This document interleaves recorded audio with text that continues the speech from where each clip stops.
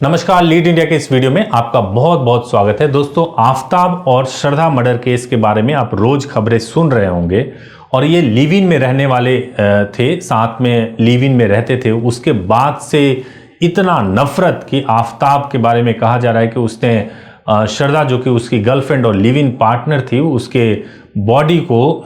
35 टुकड़ों में बांट करके उसने अलग अलग जगहों पे फेंक दिया, जंगलों में फेंक दिया। तो ये इतना घिनौना और इस तरीके से नफरत में क्यों तब्दील हो गया। और लिव इन रिलेशनशिप में अगर आप रहने के लिए जा रहे हैं तो देश का कानून क्या कहता है वो मैं आपको बताऊंगा। देखिए, श्रद्धा और आफताब के मर्डर केस से जुड़ी हुई जो भी खबरें हैं वो आपने अलग अलग जगहों पे जरूर सुनी होंगी, पढ़ी होंगी और उसके बारे में आप जरूर जानते होंगे। तो मैं इस खबर के बारे में आपको ज़्यादा नहीं बताऊंगा, लेकिन एक लिव इन रिलेशनशिप के बारे में जरूर बताऊंगा कि अगर आप कपल हैं और आप सोचते हैं लिव इन रिलेशनशिप में रहने के लिए तो आपको कौन कौन से कानून के बारे में ध्यान रखना चाहिए। देखिए, जब कभी कोई कपल ये सोचते हैं कि उनको लिव इन रिलेशनशिप में रहना है, लिव इन रिलेशनशिप का मतलब समझ लीजिए कि जब कोई कपल यानी लड़का और लड़की एक ही छत के नीचे पति पत्नी की तरह रहने लगें और लंबे समय तक रहें, बिना शादी के रहें, तो उसको लिव इन रिलेशनशिप आज के मॉडर्न जमाने में कहा जाता है।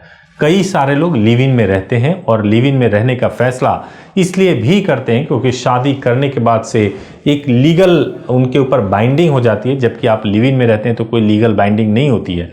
तो लोग उन्मुक्त भाव से, आज़ाद तरीके से लिव इन रिलेशनशिप में रहते हैं। जब स्वाभाविक है, जब वो लिव इन रिलेशनशिप में रहने जा रहे होते हैं उस वक्त उनके बीच में बहुत प्यार होता है, बहुत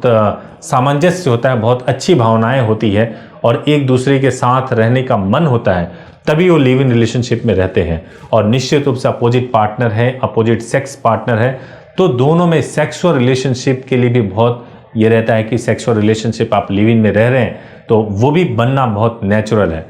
लेकिन अगर आप लिव इन में रहने के लिए जा रहे हैं तो आपको कुछ चीज़ों का जरूर ध्यान में रखना चाहिए। सबसे पहली बात कि लिव इन में रहने के लिए जो एलिजिबल है, 18 ईयर्स के बाद से कोई भी लड़का या लड़की लिव इन में रह सकते हैं। हाई कोर्ट, सुप्रीम कोर्ट ने अलग अलग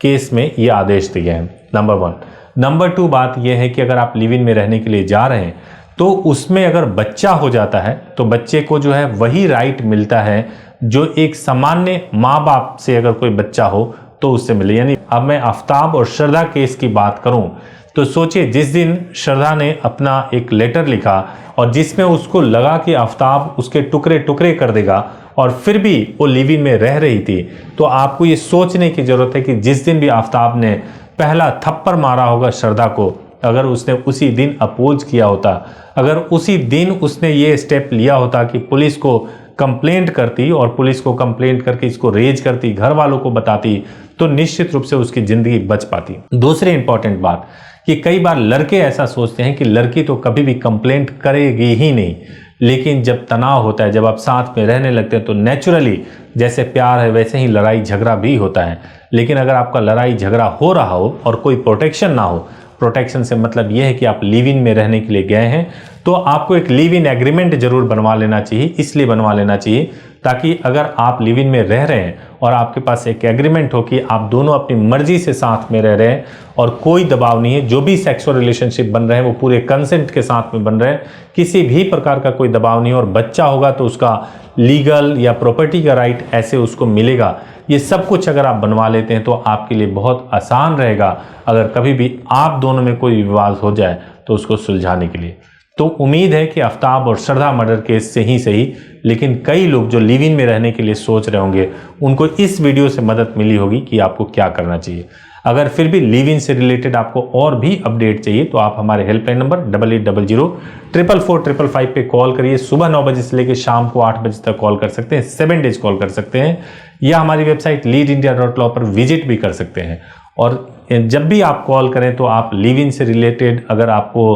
कंफ्यूजन है तो आप लीगल एडवाइस ले सकते हैं, और लीगल एडवाइस के बाद से अगर आपको लगता है कि आपके लिए ज़रूरी है तो आप लिव इन एग्रीमेंट भी बनवा सकते हैं, जो कि बहुत ही हेल्पफुल हो सकता है। लेकिन एक और इम्पॉर्टेंट बात आप समझ लीजिए कि कोई भी पार्टनर जो कि किसी भी धर्म का हो, एज आपकी 18 साल क्यों ना हो गई हो, अगर आप लिव इन में रहने के लिए जा रहे हैं तो इसका मतलब ये है कि आप अपने आज़ाद विचारों की वजह से जा रहे हैं और आपको उन आज़ाद विचारों को प्रोटेक्ट करने की भी क्षमता होनी चाहिए, ताकि अगर कोई व्यक्ति आपके ऊपर दबाव बना रहा है, परिवार समाज कोई भी दबाव बना रहा है, तो आप उसको झेल सकें और कानून की मदद ले सकें।